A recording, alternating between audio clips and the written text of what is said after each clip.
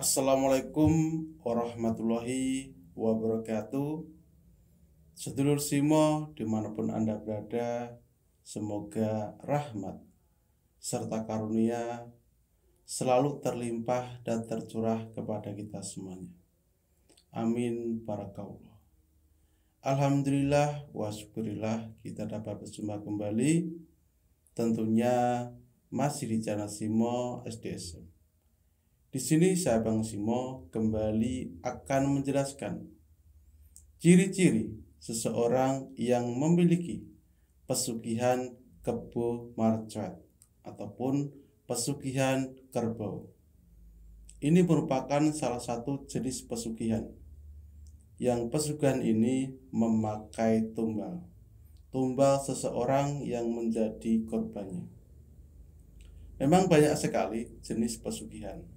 Namun di sini secara khusus saya akan menjelaskan ciri-ciri tersebut. Secara khusus pesugihan kebo marcuat ataupun pesugihan kerbau.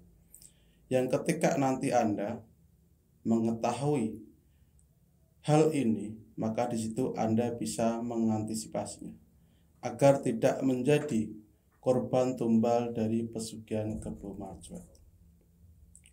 Baiklah, langsung saja saya akan menjelaskan ciri-ciri seseorang yang memiliki pesugihan kebo marcuat ataupun pesugihan kerbau. Yang pertama, pemilik pesugihan kebo marcuat bahasa Jawa. Di situ biasanya memiliki kolam di dekat rumahnya. Namun di situ bukan kolam yang digunakan untuk berenang. Jadi kolam tersebut tidak digunakan pula untuk memelihara ikan. Namun di situ memang secara khusus disediakan oleh pemiliknya agar nanti makhluk jin tersebut yang di situ bersekutu dengan orang tersebut itu dijadikan tempat mandinya. Jadi di situ sesuai dengan kesukaan kerbau yang di situ suka mandi. Ada kalanya seseorang itu pernah melihat kerbau biasanya di malam hari itu berenang di kolam tersebut. Jadi di situ ada seekor kerbau malam hari yang di situ berenang di situ. Walaupun di sekitar rumah tersebut itu tidak memelihara kerbau. Ini merupakan ciri yang pertama, pesugihan kerbau. Lalu yang kedua, jenis pesugihan kebo marcuat ini juga memakai tumbal. Umumnya memakai tumbal keluarganya yang ada hubungan darahnya. Biasanya pula memakai saudara-saudara dia, bisa ibu, bisa nenek yang sudah tua. Sebenarnya ketika seseorang tersebut hendak dijadikan tumbal, biasanya orang tersebut itu juga sering berbicara ngawur ataupun membuka rahasia orang yang memakai pesugihan tersebut. Jadi contohnya, saya nggak mau ikut dengan kamu, kamu jadikan makanan ini. Makanan maksudnya adalah tumbalnya. Jadi ketika ada seseorang yang tiba-tiba tanpa sebab langsung meninggal, dan ketika meninggal, biasanya yang ada hubungannya orang tersebut, yang memiliki pesugihan tersebut, itu tidak akan pernah sedih. Karena dia sudah mengetahui bahwasanya itu dijadikan tumbalnya. Dan juga ketika di situ pesugihan itu sudah memakan tumbal, biasanya dan pasti orang yang memakai pesugihan tersebut itu akan mendapatkan uang yang sangat banyak. Lalu ciri yang selanjutnya yaitu jenis pesugihan kebo marcuat ini. Ini memakai tumbal yang di situ secara acak. Maksud saya, di situ dia akan menaruh sejumlah uang yang akan ditaruh di tempat-tempat tertentu, di perempatan jalan, di dekat jembatan. Di situ uangnya akan dipuntal dengan kain mori. dengan ikatan 3 sebagai pertanda bagi siapa saja yang mengambilnya, maka pasti akan dijadikan tumbal tersebut. Jadi harap berhati-hati ketika Anda menemukan jenis uang yang tidak wajar yang saya sebutkan tadi. Jadi tidak usah diambil. Itu merupakan ciri juga di mana seseorang tersebut memiliki pesugihan kebu marcoet.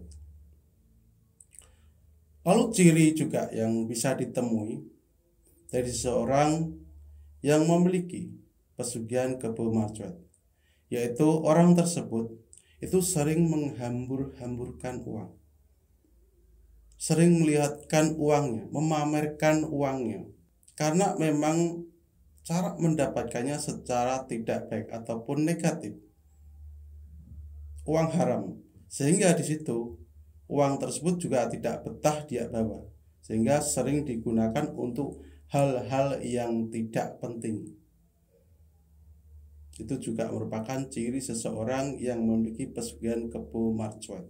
Dan ciri lagi di mana seseorang memiliki pesugihan kebu marcoet, yaitu memiliki kamar khusus, lemari khusus, yang di situ biasanya tempat di mana dia mendapatkan uang dari sosok kebu tersebut ataupun kerbau tersebut.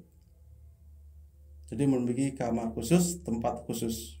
Jadi ciri lagi di mana seseorang memiliki jenis pesugihan ini, yaitu orang tersebut memanggil ataupun menyelenggarakan jenis pentas, pagelaran, baik itu wayang ataupun ketoprak bahasa Jawa, lakon, yang di situ memerankan sosok dari pesugihan tersebut, yaitu kebu marcoet. Jadi sebenarnya banyak sekali ciri-ciri yang bisa kita ketahui dari seseorang yang memiliki jenis pesugihan ini. Pesugihan ini memang memakai tumbal. Setiap dia mendapatkan tumbal, maka di situ uangnya akan bertambah banyak. Walaupun uang itu bertambah banyak, dia akan sering menghamburkan uang tersebut. Karena ini juga merupakan syarat di mana seseorang tersebut harus mengeluarkan uang agar uangnya itu bertambah banyak. Jadi jenis pesugihan ini memakan korban yang lumayan banyak. Saya sendiri pernah mengobati 2 orang yang di situ hendak dijadikan tumbal pesugihan kerbau. Sosok kerbau sendiri merupakan salah satu jin tingkat tinggi yang di situ ada kisahnya. Ketika saya mengobati seseorang yang di situ akan dijadikan tumbal, sudah ditandai, memang di situ terjadi pertarungan yang sangat kuat sekali. Biasanya sosok jin tersebut selalu mengatakan, sudah perjanjian tidak bisa bagi saya, karena di sini dia bukan pelaku pesugihannya. Kenapa harus merupakan saya? Bahasa kasarnya seperti itu. Sehingga kita bisa menolak. Kita tidak mau dijadikan pesugihan. Dia yang dapat kok, kita yang diambil nyawanya. Seperti itu maksud saya. Jadi orang yang saya obati ini, si pasien saya ini, kan tidak tahu menahu. Kenapa dijadikan tumbal? Perjanjian kamu dengan orang yang mengambil pesugihan ini bukan sama ini. Tapi memang terjadi pertempuran yang sangat sengit sekali. Bahkan saya pribadi pasti akan diteror setiap malam selama 2 minggu.